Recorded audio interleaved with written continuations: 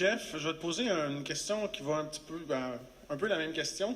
J'ai cru comprendre que toi, tu aimerais ça changer le système, changer la manière qu'on enseigne, changer les approches pédagogiques, la pédagogie. Tu aimerais ça avoir un impact là-dessus.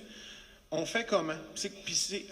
En sous-question, c'est quoi les barrières qu'on rencontre? Puis c'est quoi les facilitateurs qu'on rencontre? Puis comment on fait pour profiter des facilitateurs? Puis comment on fait pour surpasser les barrières? J'ai peut-être changé d'idée, puis je vais peut-être pas répondre à ta question, mais... Ah, c'est correct, tu as le droit. Comme tu as mentionné, ça commence avec la problématique. Alors, je vous propose celle-ci. Les labos créatifs, c'est pas un endroit physique dans une école où les jeunes se rassemblent et travaillent sur des projets novateurs. C'est pas un organisme à but non lucratif avec le nom des labos créatifs. C'est un mouvement. C'est un mouvement pédagogique. C'est un mouvement qui répond à une problématique que nous autres, on prend très, très, très, très, très sérieusement. Puis je suis pas ici pour vous faire peur. Mais dans 10 ans, combien de jobs vont être partis à cause de la robotique? Combien de jobs vont être partis à cause des automobiles autonomes? Combien de jobs vont être disparus à cause de l'intelligence artificielle? Plusieurs. Alors, nos jeunes qui entrent en maternelle dans la classe de Mme Brigitte ici, quand ils vont avoir 16 ans, c'est quoi leur futur? Alors, il y a quelqu'un aujourd'hui qui a mentionné, Mario, il avait dit comment est-ce qu'on peut prédire l'avenir, c'est de le créer. Alors, nous autres, on veut outiller nos jeunes, les autonomiser pour être capables de créer leur propre futur. On ne veut pas qu'ils se fassent remplacer par des robots. On veut qu'ils soient capables de créer des robots. Alors, je pense dans 10 ans, 15 ans, même peut-être plus vite, ça se pourrait qu'on regarde une société, il y a deux genres de personnes. Les personnes créatives qui ont les compétences numériques pour être capables de changer puis d'affecter le monde, puis ceux qui vont être vraiment mis à côté. Puis là, moi, j'ai pas confiance. Puis le monde que je travaille avec n'a pas confiance que les politiciens vont être capables de faire des bonnes décisions, pour être capables de soutenir les services sociaux nécessaires pour tous ceux qui vont être déplacés. Alors, ça commence avec le jeune. Puis ça, c'est la problématique qu'on essaie de répondre comme organisme à but non lucratif, labo créatif. C'est pour ça qu'on a 130 quelques labos créatifs qu'on soutient à travers l'Atlantique.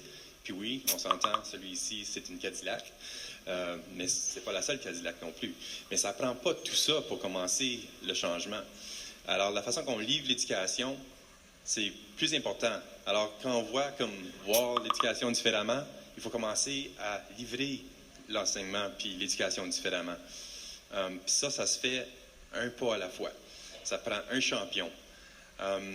Les défis, des fois, qu'on voit quand on pense aux compétences numériques, nous autres, on parle beaucoup de programmation puis de codage. J'ai pas le temps de le faire. J'ai des résultats d'apprentissage. Quand j'ai quitté l'île du Prince-Édouard, ma dernière année d'enseignement dans la salle de classe, je pense qu'il avait fait une recherche que la 8e année à l'île du Prince-Édouard, comme 9 ans, 7 ans passés, il y avait 1041 résultats d'apprentissage. Il y a combien de journées d'école? Combien de résultats d'apprentissage je vais faire à chaque jour? C'est impossible de tout les couvrir. Alors, on fait ça par projet.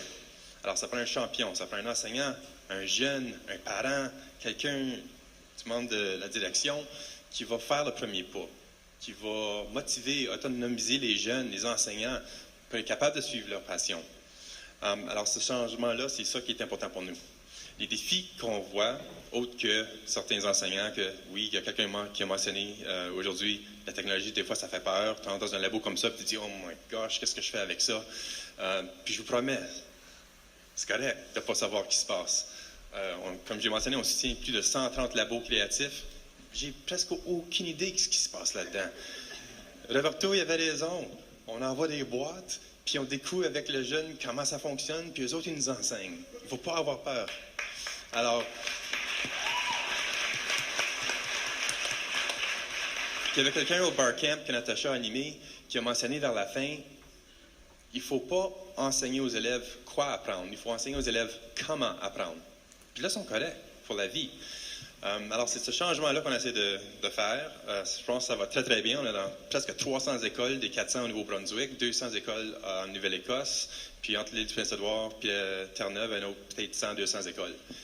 Mais quand on regarde les 300 écoles qu'on travaille ici, c'est presque 3/4 des écoles au Nouveau-Brunswick, c'est peut-être un groupe de jeunes, parce qu'il n'y a pas d'enseignants là qui veulent se prendre en main puis travailler avec eux. C'est peut-être un enseignant sur une 60aine. Alors, il y a quand même beaucoup de chemin à faire. Comment est-ce qu'on fait ça? Avec des partenaires. Cet été, on a livré des camps d'été gratuits dans 86 communautés. on avait 152 partenaires communautaires qui ont travaillé avec nous pour le faire. Secteur privé, secteur public, tout le monde embarque. Ça prend une communauté pour aider à élever un jeune. C'est pas juste quelque chose qu'on dit, là. C'est vrai, c'est important. Ouais, en tout cas, c'est plus ou moins ça. Merci.